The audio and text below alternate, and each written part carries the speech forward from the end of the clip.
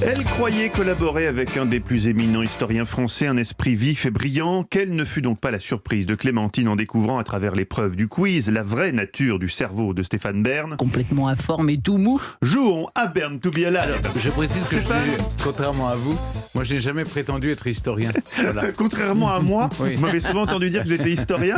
Maintenant vous le dites dans les dîners. Oui, c'est vrai. Oh, vous m'avez trahi. C'est vrai que je m'en vante beaucoup. Question numéro 1 pour vous, Stéphane. Ce n'est pas à vous que je vais l'apprendre, mais certaines expressions parfois insignifiantes remontent à des temps très reculés. Ainsi, quand je dis toucher du doigt pour dire que je vérifie quelque chose, eh bien c'est biblique. Vrai ou faux? Il y a cette image magnifique dans la chapelle Sixtine. Oui, c'est ça.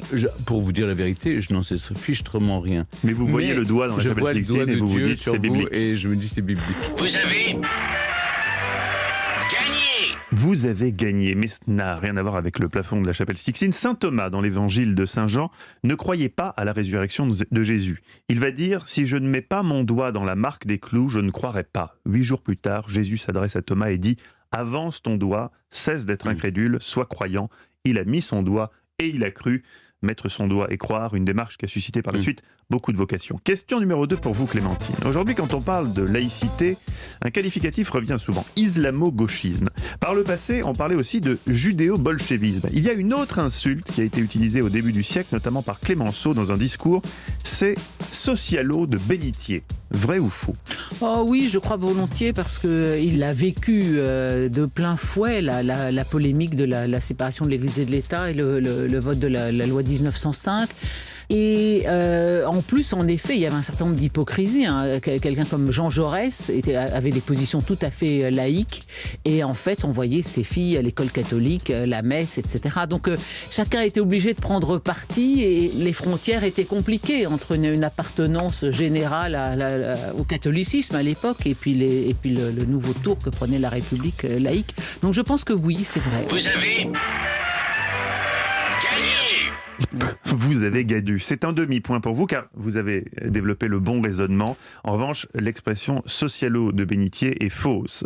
Clémenceau a qualifié Jaurès... Socialiste de bénitier, non socialo-papalin. Les débats lors de la loi de 1905 sur la laïcité furent houleux, vous l'avez dit, Jaurès la qualifie de juste et sage. Pour Clémenceau, cette loi trahit la laïcité en livrant la République à l'Église romaine. Jaurès dit qu'il faut assurer une liberté religieuse car, je cite, et c'est très beau, on ne fera pas disparaître la vieille chanson qui berce la misère humaine. Question numéro 3 pour vous, Stéphane. Restons en 1905, belle année. C'est l'invention du tensiomètre. Une invention qui va offrir une meilleure vie à beaucoup. Et c'est cocasse, car l'inventeur est français et il s'appelle Fernand Bonnevie. Vrai ou faux? Comment, Stéphane? Vous ne connaissez pas l'inventeur du tensiomètre, Fernand Bonnevie? Disons oui. Vous avez Écoutez bien la réponse. Écoutez bien la réponse. perdu. Perdu, net et clair. Voilà. C'est faux. Fernand Bonnevie, c'est le moniteur de ski qui joue le moniteur de ski dans les bronzés fonds du ski. Il était vraiment moniteur de ski. Et il a eu comme élèves Giscard et Jean Gabin. Non. Exactement. On lui donne l'interprétation de la fameuse expression du planté de bâton. Ce qui ne va pas, c'est le planté de bâton. Le planté de bâton ne va pas. Le vrai Comment le vrai inventeur du tensiomètre n'est pas français mais russe, c'est Nikolai Korochkov. Question numéro 4 pour vous, Vous en Clémentine. souviendrez, Stéphane. Quand on pense aux homosexuels à travers l'histoire, on pense à la civilisation grecque. C'est très réducteur car à Prague, en 2011, on a trouvé les ossements d'un homme enterré il y a plus de 5000 ans et qui était gay. Vrai ou faux? Le seul moyen de savoir qu'un homme inhumé il y a 5000 ans en plus, était homosexuel, c'est éventuellement qu'il ait été mis en terre et qu'on l'ait retrouvé enlacé avec un autre homme. Mais un autre homme, encore fallait-il qu'il soit à peu près son... Ça a à voir avec la manière dont il a été inhumé, certes. Alors c'était peut-être inscrit... Non, c'est pas inscrit ou que ce soit il y a 5000 ans. Qu'est-ce que Non, mais c'est ils étaient imbriqués l'un dans l'autre. Ouais. Stéphane. Deux hommes imbriqués l'un dans l'autre et mis en terre au même endroit. Comme les amants de Pompéi. Ouais. Oui. Alors vous répondez oui. Je réponds oui. Vous répondez oui. Vous avez gagné.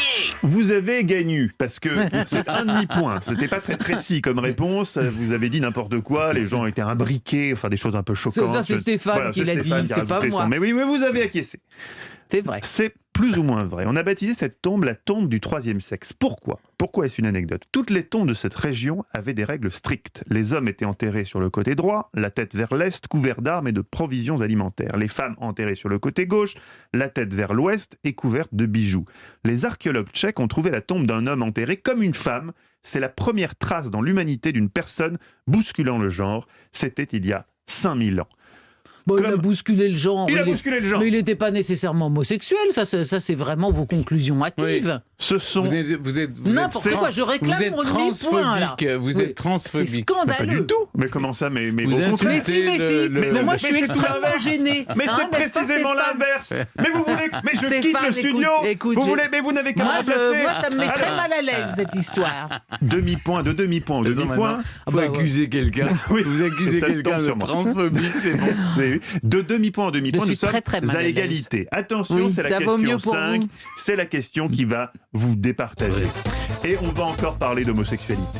On a parlé ici du shudo, homosexualité Oui. qui se pratiquait chez les samouraïs durant Oui. l'époque médiévale entre maître et élève. Aujourd'hui, un nouveau mot, le nushu. Qu'est-ce que c'est ? 3 propositions. Une écriture exclusivement réservée et pratiquée par les femmes. Un bouchon de bronze que l'on insérait dans un endroit très intime, cela aidait les prêtres taoïstes pendant leurs prières à se concentrer.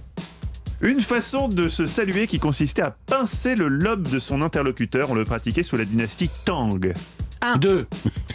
Alors là, Stéphane vient de dire que le nushu, selon Stéphane, grand cynophile, selon Stéphane, le nushu est un bouchon de bronze que l'on insérait dans un endroit très intime, donc tout le C'est monde un voit genre de de quoi on plug parle. anal, en somme. Exactement, vous avez dit le mot, vous avez Mais le moi, mot est mais moi lâché. j'ai dit un, Mais personnellement. le mot Vous est avez lâché. parlé. Oui. Vous avez dit que j'étais Oui. sexuel. Oui, donc, je n'ai pas dit que c'était sexuel, je vous si. demandais ce qu'était le nushu. Moi, je voudrais faire observer quand même que je partage ce studio avec un transphobique et un pervers. Hein. Je commence à me sentir très très mal. Et vous remportez ce Mais combat, bien Clémentine. sûr. Bravo, Voilà, parce que voilà. effectivement, le nushu n'est pas un plug anal, Stéphane. Non, C'est la une langue qui est réservée écriture- aux femmes. C'est une écriture exclusivement pratiquée par les femmes au Japon. Elle est née au XVe siècle. Il y a très peu d'écriture nushu car les manuscrits étaient tout de suite brûlés, car interdits, et leurs autrices aussi. Mais rassurez-vous, en 2002 est sorti un dictionnaire nushu pour, si jamais vous voulez vous y mettre. Bien sûr. Nous Voilà, sommes sauvés. Voilà. Et alors mettez-vous à cette version-là du nushu et pas à celle de Stéphane. n'est-ce Je pas, vous qui a rappelle beaucoup que plus- vous nous avez induit en erreur parce que vous avez dit pour la question finale, on Oui. va encore parler Bah, d'homosexualité. c'est vrai, vous êtes Donc, vraiment pervers. Moi, je me c'est suis dit, Non. bon, j'ai Non. foncé vers le plug. bien. Oui, Voilà. voilà. Vous Il a m'avez foncé induit vers en le erreur. plug. Mais Stéphane, vous savez que ma spécialité, c'est d'extraire des sons de cette émission. Vous venez de dire, il a foncé vers le plug. Je peux mettre ça à toutes les sauces, si j'ose dire. Victoire de Clémentine. Europe 1,